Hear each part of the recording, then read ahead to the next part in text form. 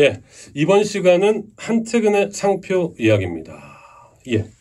네, 이번 오랜만에 찾아봤는데요. 네. 네, 이번에 준비한 주제는 최근에 뉴스로 나온 그 기사와 관련된 상표 얘기를 해보려고 합니다. 뭐 논문을 뽑아오셨어요. 뭡니까? 인제군에서 강원도 인제군에서 이제 개인이 독점한 곰배령이라는 상표권을 예. 되찾는다고 지금 상표 등록 무효 심판을 제기를 했다. 이런 기사가 지금 뭐 서울신문이나 뭐 또 매일경제 그런 일간지에 기사가 나왔는데요.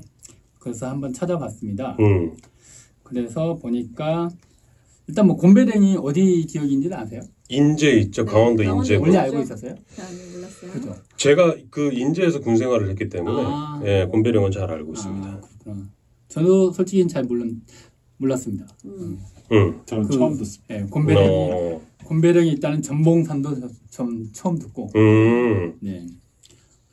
그래서 이제 인제군이 하여튼 곰배령은 자기네들 어떤 유명 관광 지역인데 이걸 개인이 인제군하고 전혀 상관없는 개인이 상표권을 독점을 했다. 그래서 인제군도 이와 관련된 사업을 하려고 하는데 상표권이 걸려 있기 때문에 지금 곰배령을 쓰지 못한다. 아, 그러면 곰배령이란 이 상표권을 개인이 등록을 했는데 네. 그 사람이 곰배령과 뭐 상관이 있습니까? 곰배령에 뭐 땅을 좀 가지고 있다거나.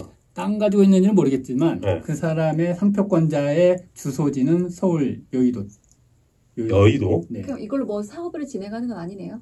근데 그 사람의 상표 등록 원부를 보면 그 사람이 강원도 그 소재에 있는 사람한테 라이센스를 주고 있거든요. 그걸 로열티를 3% 받는다. 매출액의 3% 받는다는 계약을 한 걸로 봐서는 뭐 사업을 하고 있다고 봐야겠죠. 그 사람 그쪽 라이센스를 받은 쪽에서 어떤 그쪽에 매출이 발생을 한다면 그 매출액의 3%를 그 사람이 가지고 가는 거기 때문에 그래서 근데 이제 이 사람이 상표를 어떻게 2009년에 출원을 해서 네. 최종적으로는 2013년에 등록이 됐어요. 2009년에 해서? 네, 그러니까 거의 4년이나 걸렸는데 이 사람의 상표 등록까지는 그렇게 또 순탄하진 않았거든요. 네. 처음에 2009년에 출원했는데 2010년에 특허청에서 곰배령은 이제 현저한 지리적 명칭이다 네. 라는 이유로 상표 등록을 거절을 했거든요. 그러니까 지리적 명칭 중에서도 현저하게 알려져 있는 지리적 명칭은 상표 등록을 거절을 해요. 네. 그러니까 설악산, 서울, 부산 뭐 이런 것들은 다 원래 원래가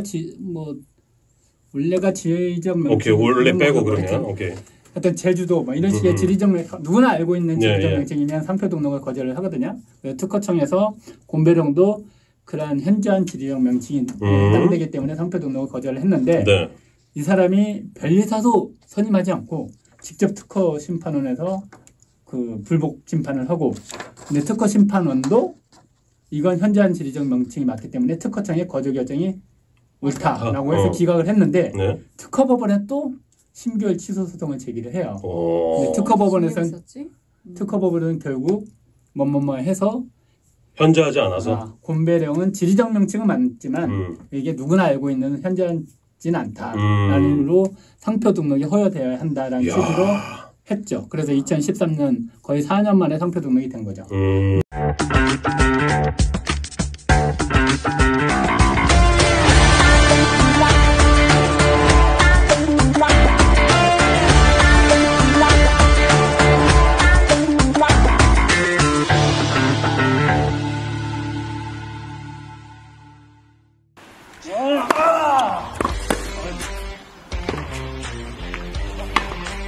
그냥 일반 그 마스크를 썼었고요.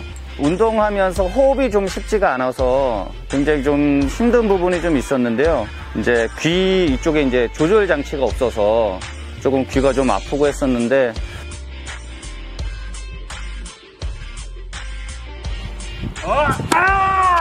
사실 디자인 굉장히 마음에 들고요. 사실 이게 이제 제가 이제 테니스 치는 그 모습인데 뭐 원하시는 분들 있으면 그 자기가 원하는 디자인으로 할 수 있는 걸로 알고 있거든요. 또 가볍고 그리고 귀 이제 요거 조절이 다 가능하고 그래서 저같이 이제 좀 활동적이고 테니스 이렇게 좀 뭐 유산소 운동 한다든지 모든 스포츠를 하는 데에 뭐 호흡도 조금 편안하고 그래서 그렇게 운동을 하시는 분들한테는 뭐 SB 마스크를 강추합니다. 네. 이걸 이제 와서 인제군에서 2013년에 등록이 됐으니까 거의 지금 8년 이후죠. 8년이 지난 시점에서 상표 등록 무효 심판을 제기를 하려고 하는 거죠. 근데 보통 이게 좀 흔한 사례인지는 모르겠으나 이런 그 지역의 뭐 이런 브랜드 네. 이 곰배령처럼 이런 거를 이제 그 특허 출원을 하려고 심사를 받을 때는 뭐 인제군청이나 네. 이런데 통보를 할 의무는 없나요? 네, 없죠. 당연히. 없어요. 네. 네. 특허청 심사관이 이제 자체적으로 조사를 해서 본인들이 판단을 해서 아까 지금 처음에 특허청에서 결정한 것처럼 이건 현재한 지정 명칭에 본인이 생각을 한다면 그런 식의 거절 이유는 통지를 하죠. 근데 이제 뭐 그게 인제군에서 이거 당연히 상표권을 가지고 있어야 한다 그런 생각 안 했겠죠, 심사관도. 그럼 인제군에서는 알 리가 없었겠네. 그러니까 그렇죠. 이의 신청 기간이 있기 때문에 만약에 인제군에서 상표 관리를 하는 사람이 별도로 존재했다. 그렇죠. 뭐 그랬으면 이의 신청 기간이 이의 신청을 했겠죠. 근데 뭐 군에서는 보통 뭐 상표 관리를 관리하는 사람들이 없잖아요. 없죠, 당연히 없죠. 없죠. 네. 그래서 지금 뭐 상표 등록 무효 심판을 제기를 했는데 이미 2012년에 특허법원에서 현재한 지리적 명칭과 현재한 지리적 명칭이다라고 하면 그 등록되는 그 시점을 기준으로 판단을 해야 하거든요. 네. 2012년에 곰배령이라는 그 명칭이 과연 우리나라 수요자들한테 알려져 있느냐라고 봤을 때 특허법원에서는 그때 기준으로 봤을 때는 아니다라고 판단을 했거든요. 그러면 이제 지금 인제군에서 상표 등록 무효 심판을 제기를 했는데 그럼 지금 시점에서 다시 옛날 그 기준 시점으로 판단을 하면 판단이 달라지진 않겠죠. 근데 사실 이 곰배령이라고 하면 아시는 분들은 알겠지만 이 인제가 펀치볼이라고 되게 유명해요. 이 지역이 예전에 이건 설합니다. 그 우주에서 운석이 떨어져서 큰 펀치볼처럼 이렇게 파여져 있어요. 인제군에. 인제예요? 예. 그 양구 쪽 아니에요? 아니 거기 인제입니다. 인제요? 인제 거기에 이제 그 곰치, 취나물, 시래기라고 하죠. 그게 많이 나요.